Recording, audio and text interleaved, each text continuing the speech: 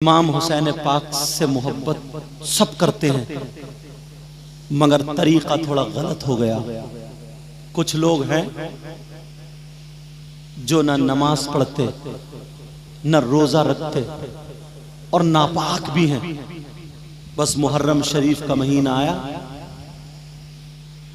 यहां पे हरी पट्टी बांधी, मुहर्रम शरीफ के जुलूस में चले तो दिल दुखता है यार।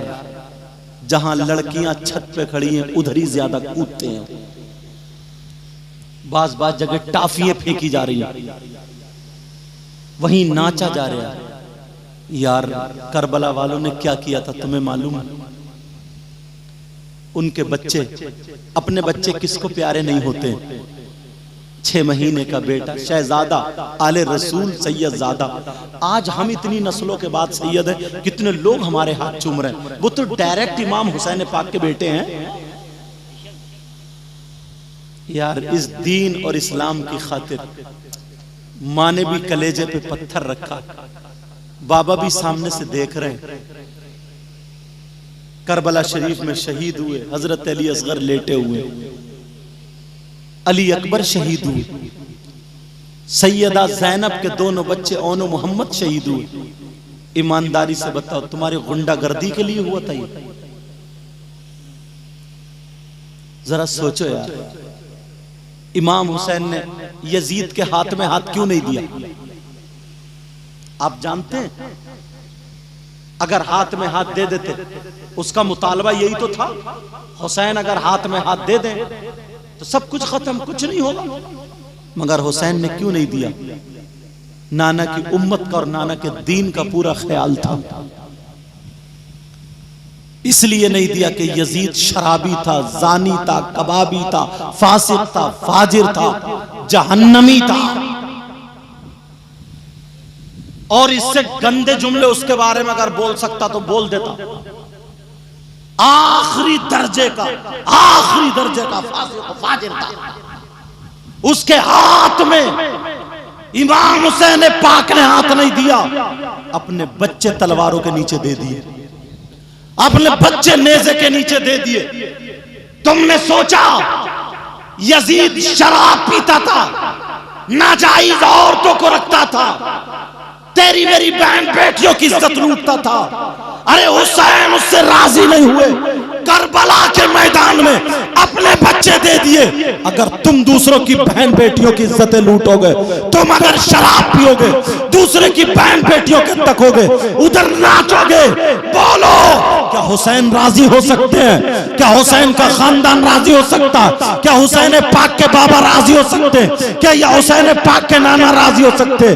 खुदा की कसम, अगर हमें हुसैन को राजी करना है तो ये याद रखना होगा, ये कहना होगा, हाथ उठा करके नहीं, दिल से कहना होगा।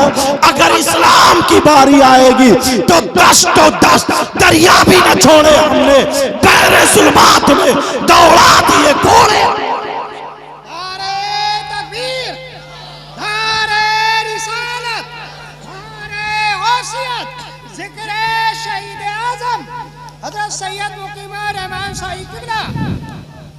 जज्बात में आ गया, माफ करना नौजवानों, तुम भोले हो, तुम्हें पता नहीं है।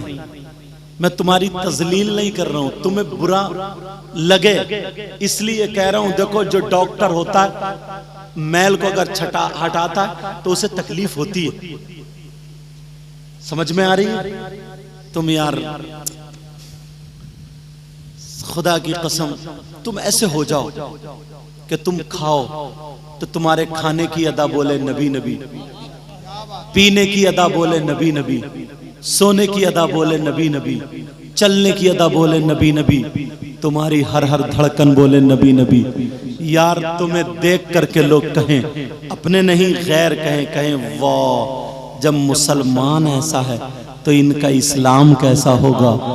जब कुरान पढ़ने वाला ऐसा है तो इनका कुरान कैसा होगा। और जब नबी का गुलाम ऐसा है तो फिर नबियों का इमाम कैसा होगा। बातें निकल ना जाए, वहीं पे पहुंचो। आज के बाद किसी को गाली तो नहीं दोगे? कोई ऐसी बात तो नहीं कहोगे जो तकलीफ हो? गीबत पे भी बोल गया, गीबत तो नहीं करोगे, चुगली तो नहीं करोगे, किसी का हक तो नहीं मारोगे, रुपया पैसा जमीन तुम ले जा नहीं सकते। 10 साल 20 साल जोतोगे खाओगे फिर यहीं रह जाएगी। प्यारे भाई का हक मत मारना यार, किसी का हक मत मारना। समझ में आ रही है? आखिरत बनानी पड़ेगी। वो शख्स कितना बुरा होगा, तवज्जो से सुनना, वो शख्स कितना बुरा होगा जो सगा बेटा अपनी मां के साथ मुंह काला करे। मेरी बहनें बैठी हैं, इशारा समझ लेना, मसला है तो बताना पड़ेगा मुझे। कितना जलील इंसान होगा वो जो बेटा अपनी मां पे गलत नजर रखे। उससे बुरा कोई हो सकता? जरा सोचो कितने लोग हैं, तुम हदीसें नहीं देखते, खाली झगड़ों में पड़े हुए, इस्लाम को नहीं देखते, खाली झगड़े झगड़े झगड़े। किसी ने नमाज जनाजा में सलाम पढ़ दिया तो बस उसी पे झगड़ा चल गया कि कहां जायज है कहां ना जायज है, क्या पढ़ा। किसी ने कब्र पे अजान पढ़ दी, उसी पे झगड़ा। कुछ काम मोहब्बत के होते हैं। तवज्जो रखना, कितना बुरा इंसान होगा जो सगा बेटा अपनी मां के साथ मुंह काला करे, जिना करे, गलत नजर रखे। तौबा तौबा तौबा तौबा तौबा तौबा, ला हौला वला कुव्वता। मगर हदीस अगर सुनाऊंगा तुम्हें, पढ़ूंगा, बताऊंगा तो तुम कहोगे कुछ लोग हैं ऐसे। इजाजत हो तो खोलूं? सुनना चाह रहे? अगर कोई तुम्हारा मिलने वालों में हो ऐसा हो तो उसे तौबा का पैगाम भिजवा देना, तुम्हें भी जिंदगी भर सवाब मिलता रहेगा, आगे तक मिलेगा। लड़ना नहीं। कौन है वो शख्स जो ऐसा हो जैसे मां के साथ मुंह काला करना? अल्लाह, वो है जो सूद खाता है, ब्याज खाता है। मुझे पता नहीं तुम्हारे यहां का क्या माहौल है, मैं तो हदीस से पढ़ रहा हूं और तुम्हें सुना रहा हूं, खुद भी इस्लाह के लिए पढ़ रहा हूं। समझ में आ रही है बात? ये मत समझना कि मुझे किसी ने बता दिया, बखुदा बता रहा हूं, मेंबर शरीफ पे बैठा हूं। मैं तो गुफ्तगू इस अंदाज में ये सोचता हूं, हजरत बहुत शानदार तकरीर हुई, सबने अपनी अपनी जगह अच्छा पढ़ा, सब मेरे सर के ताज हैं, अल्लाह सबके यहाँ बरकत अता फरमाए। मगर मैं ये सोचता हूं जो भी जुमला पहुंचे दिल तक पहुंच जाए। सूद, ब्याज, इसको रेहान साहब ब्याज ही बोलते हैं ना इधर। ब्याज समझ रहे हो? ब्याज, प्याज मत समझ रही हो, कहीं प्याज समझ लो। हाँ, सूद ब्याज। आका फरमाते हैं, सुनो प्यारे, ये सूद और ब्याज कितने लोग काम कर रहे हैं? बहुत सारे। सट्टा लगा रहा कोई, जुआ खेल लिया कोई, ताश खेल लिया कोई, लूडो खेल लिया कोई, मोबाइल के जरिए जुआ चल लिया। हलाल हराम का कोई पता ही नहीं है। सुनो, नबी फरमाते सूद और ब्याज